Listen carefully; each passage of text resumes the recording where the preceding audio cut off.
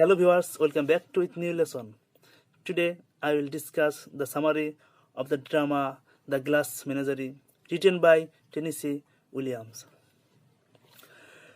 Tennessee Williams হলো আমেরিকার একজন নাট্যকার। তার আসল নাম হলো থমাস লেনিয়ার উইলিয়ামস এবং তার ক্লাসমেট তাকে এই নিকনেমটি দেয় টেনেসি। তিনি 2 বার পুলিৎজার পুরস্কার পায় এবং 4 বার ক্রিটিক্যাল সার্কেল অ্যাওয়ার্ড পায় এবং গোশ নামের একটি নাটক তাকে নাট্যকার হওয়ার পিছনে খুব গুরুত্বপূর্ণ ভূমিকা পালন করে। অর্থাৎ এটি খুবই একটা গুরুত্বপূর্ণ তার জীবনের একটা অধ্যায়, কারণ ওই নাটকটি তাকে নাট্যকার হিসেবে অনুপ্রাণিত করে। দ্য গ্লাস মেনাজেরি এটা হলো 4 ক্যারেক্টার মেমোরি পেলে। এটি প্রথম মঞ্চস্থ হয় 1944 সালে। এটি প্রথম প্রডিউসড হয় শিকাগোতে 1944 সালে। এর আসল যে টাইটেলটা অর্থাৎ অরিজিনাল টাইটেল হলো দ্য জেন্টলম্যান কলার। এটি একটি ফ্যামিলি ড্রামা, এটি একটি ট্র্যাজেডিও।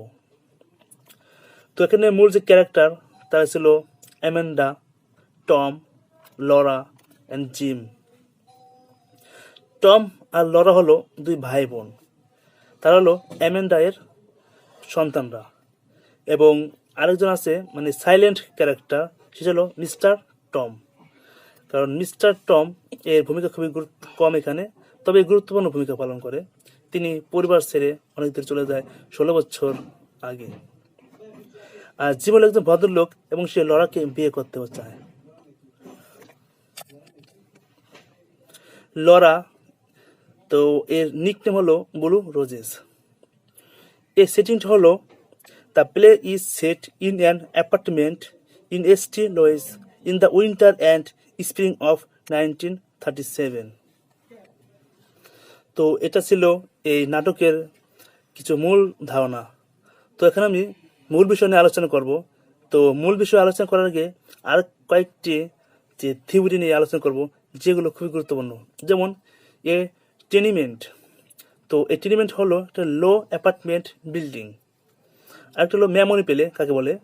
এই মেমোরি পেলে is a kind of play that tells a memory that goes back in time. অর্থাৎ অতীতে নিয়ে যায় আমাদেরকে, সেটা হলো মেমোরি পেলে। স্মৃতিকাতরতা, অতীত নিয়ে আমাদের ভাবনায়, অতীত নিয়ে আমাদেরকে তাড়না করে।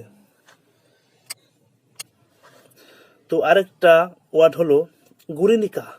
তো Guernica is the holy city of the Basque country in the north of Spain. In 1937, during the Spanish Civil War, the city was bombed by Germany. অর্থাৎ জার্মানি কর্তৃক এখানে একটা বোম ফেলানো হয় 1937 সালে। এটা একটা পবিত্র স্থান ছিল। DAR এর ফুল মিনিং হলো daughters of the American revolution. Daughter of the American revolution. তো আমরা সবাই জানি যে ড্রামাটি একটি মেমোরি পেলে বা স্মৃতি কাতরতা এক ধরনের। যে মূল কর্তা অর্থাৎ যে মূল ক্যারেক্টার তিনি হলো এখানের ডিপিক্টার অর্থাৎ বর্ণনাকারী। তো আর এই বর্ণনাকারী ছিলেন হল টম উইংসফিল্ড। তিনি এই নাটকের অন্যতম একজন চরিত্র। এই নাটকে তুলে ধরা হয় যে আমেরিকান সমাজ ব্যবস্থা কেমনভাবে প্রভাবিত হয়েছিল এবং মডার্নাইজ করার পরে যে মানুষের ব্যক্তিগত, সামাজিক, রাজনৈতিক জীবন কতটুকু প্রভাব ফেলেছিল এবং যুদ্ধ ব্যক্তিগত সমাজের জীবনে কতটুকু প্রভাব ফেলেছিল। তো টেনিসন তিনি এখানে সুন্দরভাবে এখানে বর্ণনা করেছেন। তো দ্য গ্লাস মেনাজারি হলো একটি মেমোরি পেলে। এখানে টম সে 30-এর দশকে তার বাড়ি থেকে বের হয়েছিল। তো তার যে অ্যাডভেঞ্চার জীবন, তো সেই অ্যাডভান্স জীবনেও তিনি সফল হতে পারে নাই এবং সেই অ্যাডভান্সের জীবন এবং বাইরে থেকে বের হয়ে যাওয়ার পর থেকে যে কী কী ঘটেছিল এবং পরিবেশকে নিয়ে তার চেতনা কেমন ছিল, তার ভাবনা কেমন ছিল, তা তিনি এখানে বর্ণনা করেন। টম তার গল্প বলা শুরু করে যেভাবে যে সে একটি শু হাউসে কাজ করত এবং সে সভাকবি ছিল, অর্থাৎ কবিতার প্রতি তার আকৃষ্ট ছিল, একটা আকর্ষণ ছিল এবং তাকে অনেকে উইলিয়াম শেক্সপিয়ার বলে তাকে সম্বোধন করত। তো টমের বাবা মিস্টার উইংসফিল্ড তিনি 16 বছর আগে তার একঘেয়েমি জীবন থেকে রক্ষা পাওয়ার জন্য তিনি বাড়ি থেকে বের হয়ে যান এবং একটা পোস্টার কার্ড লিখে যান হাই বা হ্যালো এবং গুড বাই। তো এইটুকু ছাড়া তারা আর কোনো খোঁজখবর পাই না আমরা। তিনি কাজ করতেন একটা টেলিফোন কোম্পানিতে এবং সে তার পরিবারকে ছেড়ে চলে যায়। এবং এরপরেই তিনি অর্থাৎ টম তার মূল কাহিনীতে চলে যায়। টম বলে যে সে যে চাকরি করে, যে জবটা করে শু কোম্পানিতে, তো এটা নিয়ে সে তার মানে খুবই চিন্তিত, সে সুখী নয় এবং তার পরিবারকে নিয়েও সে সুখী নয়। তার চিন্তার আরেকটি কারণ হলো তার মা। তো মাঝে মাঝে টম মানে খুবই একা বোধ করতো, খুবই টেনশন করতো, আর এই টেনশন দূর করার জন্য সে মুভি দেখতে যেত। আর টমের মা ছিল যদিও একটু মানে খুব ভালো পরিচিত ছিল, বাট তিনি ছিল একটু রকচর স্বভাবের, অর্থাৎ কোনো কিছুতেই মানে টমকে তিনি সহ্য করতে পারতেন না মনে হয়। বারবার তাকে মানে গালাগালি করতো, বকাঝকা করতো, অর্থাৎ তাকে সবসময় নিন্দা করতো। টম যে স্মোক করতো, ধূমপান করতো, এটা নিয়েও অনেক তাকে বকাঝকা করে। তো এই সব নিয়ে টম খুবই চিন্তিত। তার চিন্তা আর একটি কারণ হলো তার বোন লরা, কারণ সে ছিল একটু পঙ্গু, কারণ তার এক পা আরেক পা থেকে ছোট ছিল। তো এইসব নিয়ে সে খুবই চিন্তিত থাকে।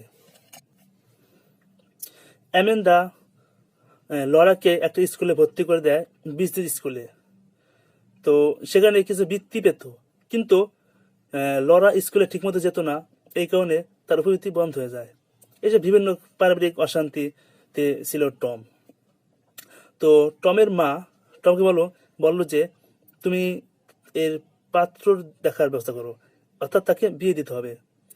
তো এই জন্য একদিন টম তার বাড়িতে জিম কর্নার নামে একজন লোককে দাওয়াত দেয় ডিনারে। তো তার মা ধরে নেয় যে এ হয়তো তার মেয়ের পানি প্রার্থী। তো আরেকটা কথা যে লরা সে কিন্তু তার বাবার যে পিয়ানো এবং যে গ্লাস মেনাজারির মধ্যেই সীমাবদ্ধ ছিল, অর্থাৎ এগুলো নিয়েই তার নতুন একটা ইমাজিনারি ওয়ার্ল্ডে সে সবসময় থাকতো।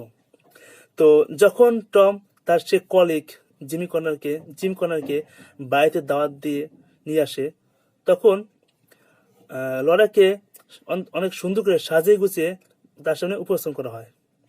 তো লরা যখন তাকে দেখে তখন তাকে সে চিনতে পারে, কারণ সে ছিল তার স্কুল ফ্রেন্ড, কলেজ ফ্রেন্ড, এবং একসময় লরা তাকে খুব পছন্দ করত।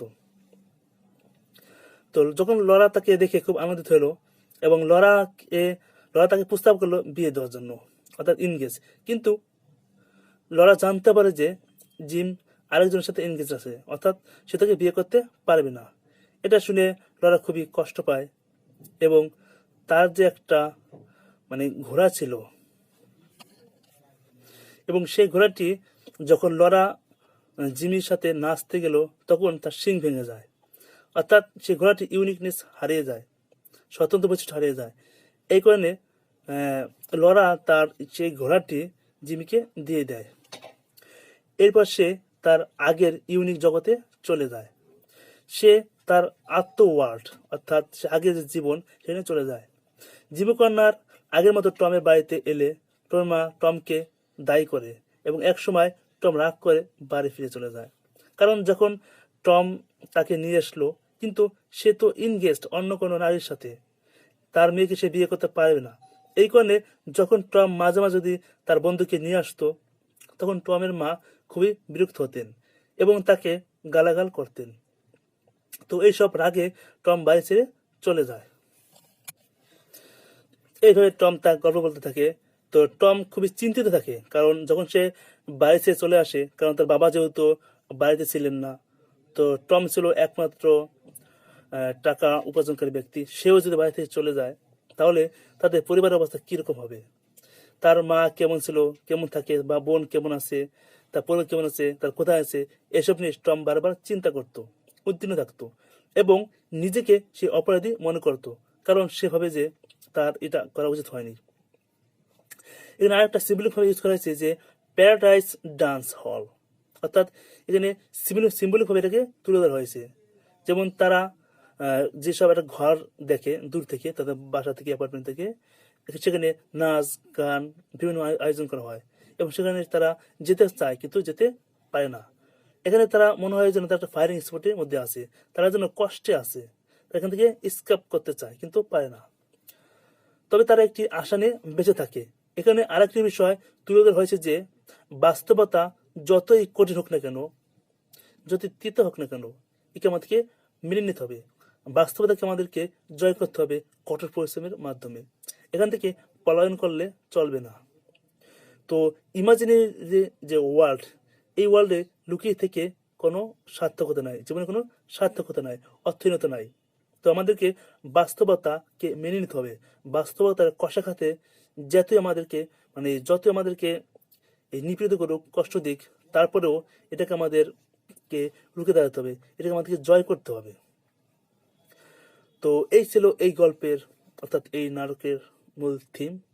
তো বন্ধুরা, এরকম আরও যদি ভিডিও পেতে চান তাহলে অবশ্যই চ্যানেলটিকে সাবস্ক্রাইব করে পাশে থাকা বেল আইকনে ক্লিক করে রাখবেন, যাতে পরবর্তী ভিডিও আপলোড করা মাত্রই আপনারা এই নোটিফিকেশন পেয়ে যান। তো বন্ধুরা, সবাই ভালো থাকবেন, সুস্থ থাকবেন। আল্লাহ হাফিজ।